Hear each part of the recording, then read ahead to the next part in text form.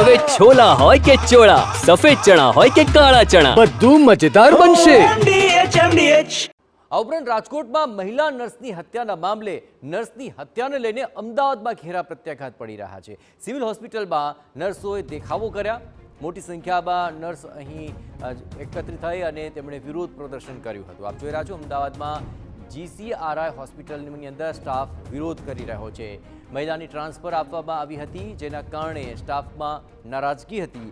આ નારાજગીને પગલે તમામ નર્સે ભેગા થઈને વિરોધ વ્યક્ત કર્યો હતો.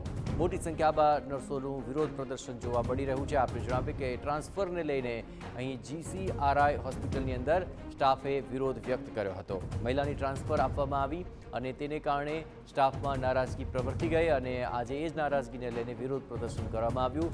મોટાભાગનો સ્ટાફ અહીં બહાર આવ્યો અને તેમણે આ ટ્રાન્સફરને લઈને વિરોધ વ્યક્ત કર્યો હતો. આપણે જણાવીએ કે અમદાવાદમાં નર્સની હત્યાને લઈને હાલ અમદાવાદમાં પણ ઘેરા પ્રત્યાઘાત પડી રહ્યા છે. આ સમગ્ર મામલે વધુ વિગતે વાત કરવા માટે જોડાઈ રહ્યા છે ટીવી9 સંવાદદાતા જિગ્નેશ પટેલ. જિગ્નેશ, સમગ્ર મામલો શું છે અને આ મામલે હવે કોઈ સમજાવટનો પ્રયાસ? જે પ્રકારે સમગ્ર મામલો બહાર આવ્યો છે કે એક મહિલાની હત્યા થઈ છે, રાજકોટમાં હત્યા થઈ છે. તે GCRIમાં કામ કરતી હોવાના કારણે તેને રાજકોટમાં ટ્રાન્સફર આપવામાં આવી હતી અને ત્યારબાદ તેની હત્યા કરવામાં આવી છે. આ પ્રકારનો આક્ષેપ જે સ્થાનિક GCRIમાં કામ કરતા જે કામદારો છે, જે નર્સિંગ સ્ટાફના લોકો છે, તે કરી રહ્યા છે. સાથે જે GCRIના સ્ટાફના લોકો છે તેમની અનેક ફરિયાદો છે કે છેલ્લા કેટલાય વર્ષોથી અનેક પ્રકારે તેમને હેરાનગતિ કરવામાં આવી રહી છે.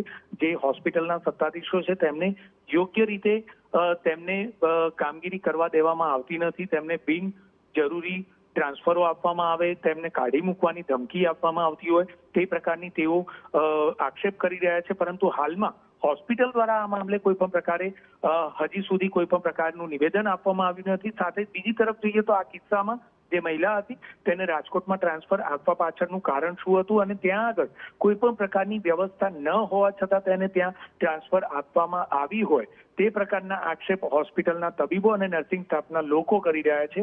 આ મામલે હવે ત્યાં જો કોઈ પણ પ્રકારની વ્યવસ્થા ન હોય તો આખરે આરોગ્ય વિભાગ ગાંધીનગર નું જે છે તે પણ એ અધિકારીઓ એટલા જ જવાબદાર છે કે આખરે યોગ્ય પ્રકારની વ્યવસ્થા ન હોય તો આખરે સ્ટાફને ટ્રાન્સફરો શા માટે અપાય છે. જયેશ.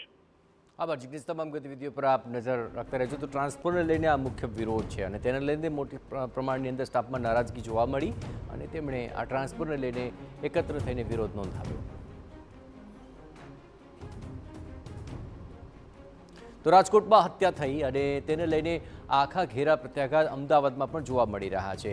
અહીં ટ્રાન્સફર અપાયા બાદ નર્સ રાજકોટમાં કામ કરી રહી હતી અને તેની હત્યા નિપજાવવામાં આવી. 4 મહિના જેટલો સમયગાળો થયો હતો અને હાલ આ મહિલાની હત્યા કેમ કરવામાં આવી તેને લઈને પાડોશી પર આશંકા જઈ રહી છે અને તપાસ તેજ થઈ છે.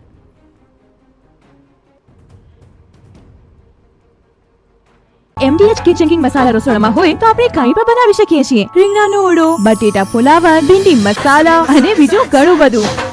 MDH